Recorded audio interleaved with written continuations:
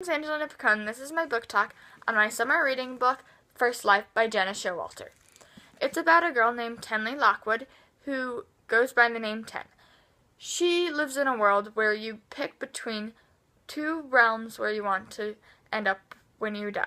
It's either Merid or Troika. Merid and Troika are complete opposites, so Ten has a hard time deciding between the two, and that's the whole point of the book.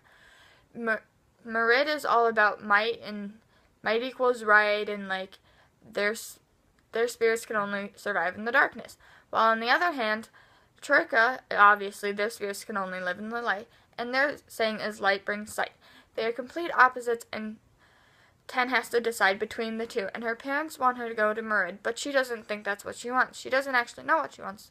So her parents send her to a forceful place called Picone, where they torture you and make you do what your parents want you to do.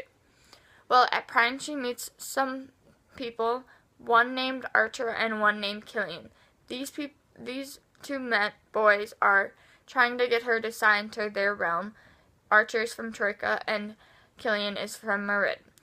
Archer and Ten develop a friend relationship, while on the other hand, Ten and Killian develop a more romantic relationship. So I'd recommend this book to people who like romance or fantasy because the romance between Ten and Killian or fantasy because it deals with the spirits in different realms and flaming swords. And there are also a lot of action-packed scenes in this book. Like there's an avalanche scene and there's an escape scene and there's just a lot of action. I would definitely recommend it to people because honestly it is my favorite book. And I'd like more people to read it because it's a fairly new book. The characterization in the book is done wonderfully by the author Jenna Showalter. Ten's name is a number, and she has a fascination with numbers, and that's just like a really cool connection. And more characterization is through the two boys she meets, Archer and Killian, and her parents and her friends and stuff.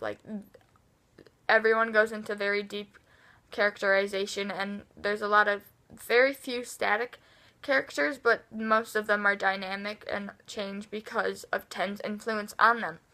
The plot development is done very well and is changed throughout the whole book.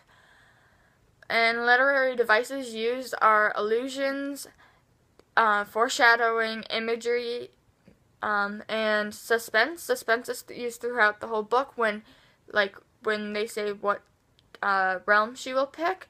It is used throughout the entire book, which I mean the entire book.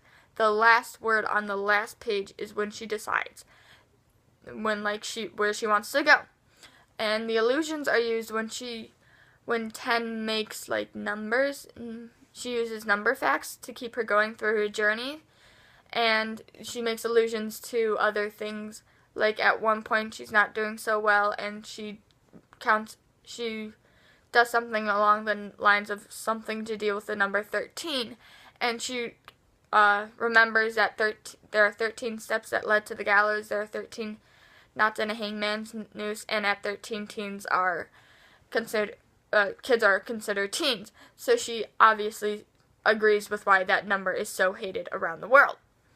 And then foreshadowing is used between her Aunt Lena. She's a little loony, but they think she's loony until later in the book when Ten realizes, oh, she's actually predicting the future. Whoa, man. And imagery is very vivid. I could imagine exactly what the author